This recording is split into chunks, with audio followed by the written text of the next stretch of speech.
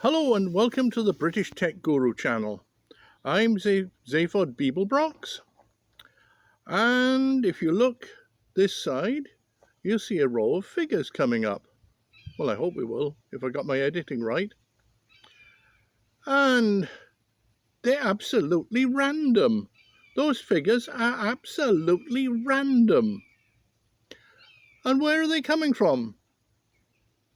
They're coming from the analog digital converter on the Raspberry Pi Pico. Well,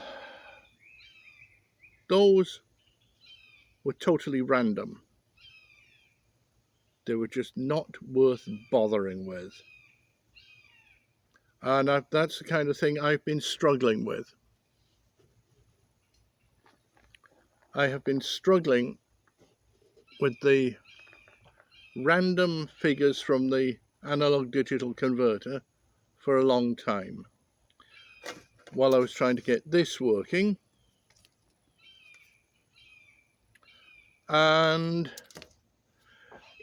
it almost worked. I had it almost working at one point, and then I found I was getting strange values from these two resistors, that one and that one.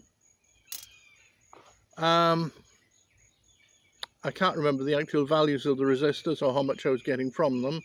I think one of them might have been a 2K resistor. I was getting 505 ohms.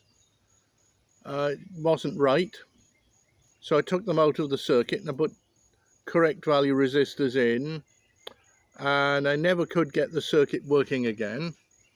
At least not producing usable figures, usable values. So in the end, after fiddling with this for, well, it'll seem like about 3 weeks, but in fact I only get time to work on it on a Sunday, Saturday or a Sunday. So after working on this for about 3 weeks, I came to the conclusion that it's not worth any more of my time. It was a good experiment, and it just never worked. Partly probably because of the analog digital converter being somewhat strange, but mostly because the electronics just didn't work. Now this actually does work, and it gives me about between 10 and 30 ohms resistance per key, and that was fairly vague, so using small value resistors meant that it was a bit of a problem. And in the end I just decided it really wasn't worth my effort trying to continue with it. Better instead of using the keypad as a resistive keypad, better just to use 8 GPIO pins and just pull through the pins. And yes, I'll be using 8 wires to connect a 16 button keyboard, but it'll work. I'll try to do that for next week. And meanwhile, I'm still trying to get the Wi-Fi to work on the Raspberry Pi Pico W. It will work, but what I need it to work as a captive portal. I do not want to have to log in to my Pi Pico when I'm trying to control things with it.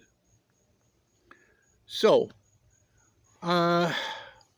we've got progress and no progress. I have discovered that this thing just doesn't work, and I've tried asking the question, what was wrong, how do I improve it? And I was using the Raspberry Pi forums for that. I came to the conclusion that the people using the forums are the fairly typical kind of person that uses a forum. Exactly why I don't use Facebook. and why I don't use Twitter anymore. The people just go there to be Google experts, telling you, oh, this is the solution, blah, blah, blah, and claiming credit for something they read on Google that might or might not be right. In fact, it probably isn't right.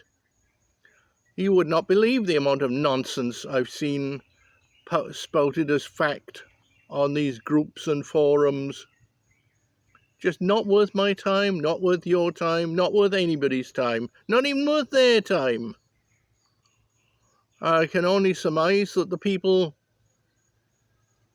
that spend most of their time on these groups and forums are the kind of people that don't work, can't work, too stupid to work.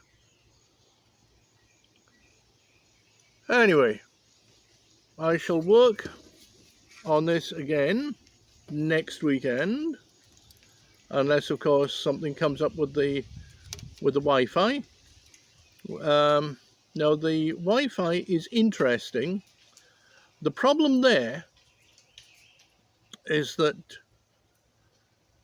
it uses a library called Phew, P-H-E-W, and that library, well, one person said, use this library, it's got exactly what you need.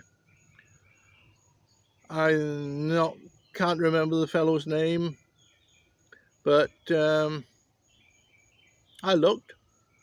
Indeed, great library, but the component needed was missing.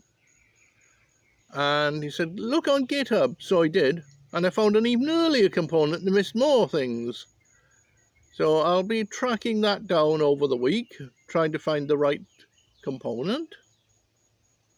And I'll be working on one or the other this weekend coming. So I'll see you again next week in the next thrilling installment of British Tech Guru.